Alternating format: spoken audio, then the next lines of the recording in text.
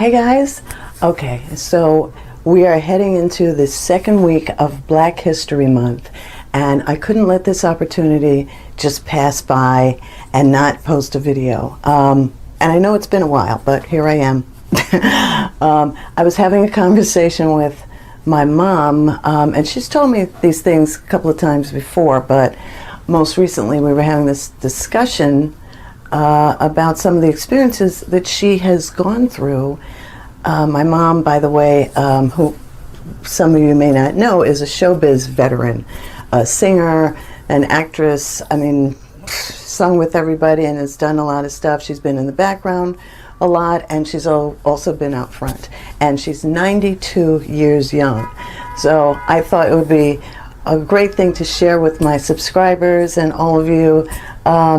You know, just to hear a couple of snippets of some of the stuff that she's told me, because I found it interesting. And since we are in Black History Month, I thought what a perfect opportunity to have my mom sharing some of her experiences about, you know, just being a woman of color, period, in America.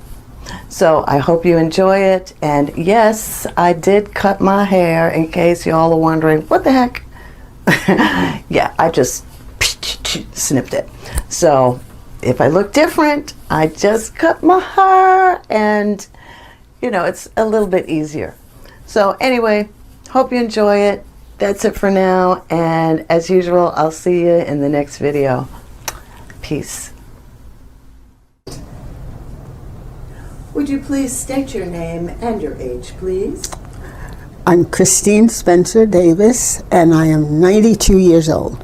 And whose mama are you? I'm the mama of Sharice Davis. Fabulous.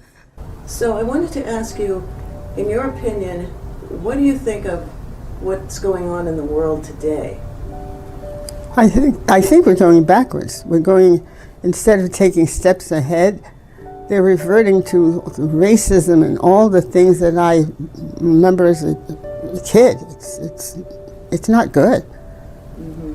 You know, that young people are, if they would just have young people taught that everybody's the same, you do the same things, perhaps in, you know, because of your culture you do it differently, but it's going backwards. Mm-hmm. So you were mentioning some of the names that were given to people of color back in the day. Mm-hmm. Well, they were called high yellow, paper bag brown, and black as soot. And I fit into the paper bag brown slot, me and my mother. Mm-hmm. So what does paper bag actually mean? Well, it meant that people thought that we were like this. There were three categories for us: black, high yellow, and paper bag brown. Mm-hmm. And I fit into that category when I was a little girl. Mm-hmm. Mm-hmm. And when you were with your mom, didn't you tell me something about when you went on a boat or some kind of thing? What was that incident? When my mother was going to marry my stepfather, she was going to go to had to go to Norfolk, Virginia to meet them, and she was going to take me with her. So at that time, when you took the ferry to get to Norfolk, you had to take a ferry and then take a train. And when we got to the place where you take the ferry, it said colored people, it said colored, and it said white. And in the white section, all of the cushions were all of the benches had cushions on them. And in the colored section, they were just plain old benches. No cushions, nothing, you know.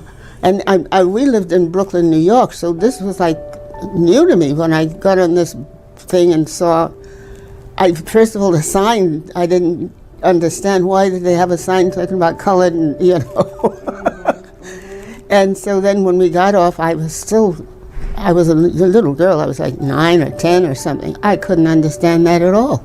My mother, of course, followed the directions, and we sat on those hard old benches while all of the white people sat on these nice cushiony things. Wow. Yeah, it was something. I remember once when I was taking private voice lessons, and the teacher, my voice teacher, lived on Central Park West, and she wanted me to come to her apartment to take my voice lessons. But she told me I'd have to take the freight elevator. She didn't want anyone to see me going into the building through the front. Did she tell you that? Well, she didn't say that, but I just, And she wanted me to take the freight elevator, and I thought, what in the world? But I was a young person, 13, 14, whatever. And I took the subway and went over to Central Park West and tried to find this freight thing. And when I did, I got on it and went up to her floor, but when you got off, you were in the kitchen. You weren't even in, like, the front door. And there I was in her apartment, and that's how she was going to teach me. And she was an okay teacher. And when I went home and told my mother what had happened, she said, "You're never going back there again. You're never going to do that again." She was so angry. And I was so young, I was just following instructions, just doing what the teacher said. And my mother said, no, you're never going back there again. Did you understand at that time what was going on, or no? No, I didn't really understand. I just thought that that's how you got up to her apartment. I mean, I really was oblivious to it because I didn't have those thoughts in my head. And it was quite a startling reality for me.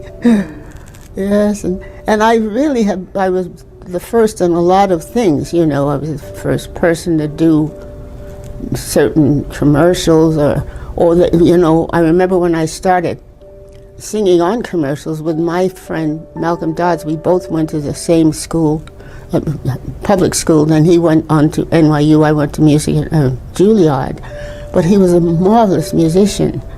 And so he started making arrangements and found his way into the recording industry, and he used the people he knew, myself, Ralph, because there was a group called the Melodies, and they all read music.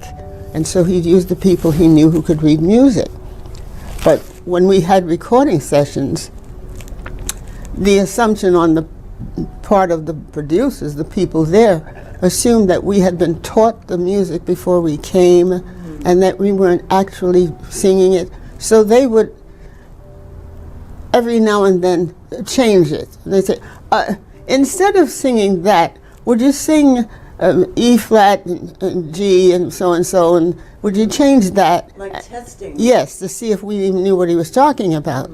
And we would take out our pencils and change it on the score, and they would look sort of baffled because they didn't believe that we were actually sight reading. Wow. And that went on for a little while, quite a while. And wasn't there a culture thing with the different singers as opposed to the Caucasian singers that got a lot of work and the singers of color? Oh yeah, the white singers would get all of the ballads and the oohs and the ahs, and they'd give us all of the rhythm, all of the things that had the. I thought, what in the world, But that's what they do. And I'd look at Malcolm, and he'd look at me, and think, what are they doing? But that's what they did in the beginning, because we evidently had rhythm. And I thought, my gosh. Do you see any similarities in what's going on today as opposed to back then? Well, there are still struggles, but there's certainly there's more availability for people to perform now and do what they do. And they're being more creative themselves now, too. They're taking the bull by the horns and saying, you won't do it, then I'll do it. But when I was active, I didn't have the means or how to do that. I just waited on people to call me and get the work. And I also see that there are more and more people of color who are starting their own businesses, not that they didn't do it before, but they have better avenues now of getting distribution. They have they make their own choices and make their own distribution choices. And they don't have to rely on someone else to do it for them. Yeah, right, because a lot of people are selling their products online and Sure. all kinds of stuff. Sure. Well, that's opened up a whole world for them, being able to sell things online and come up with creative ideas, designing clothes and just everything. And you can see it, and they look so proud and happy, and I'm proud and happy for them because that's a whole world that's great for them. Okay, so I want to ask you finally, because with all the experience that you've had, because we haven't even delved into a lot of stuff, what is your hope for today as a woman of color, 92 years young, showbiz vet, with all of the other things that you've done in your life and experienced as a woman of color? What is your hope? My hope that there will be a time when this is not discussed, that it'll just be a natural thing, that you're a person who's doing something worthwhile and your accomplishments are respected and accepted, and that's that. Not put your color on it or any of that. Mary Jones built a building out of whatever, period. Not Mary Jones, the black woman, did the building. I don't want to hear that. Right. Just say it, and if they accomplish something, that's it. Then that's it. Well, thank you, Mom. Thank you, Christine Spencer, for doing this interview with me. And I'm sure quite a few people will find this very interesting, and I appreciate your time. Well, you're welcome. Anytime, Thank my daughter. you. You're Until welcome. next time. Thank you, Mama.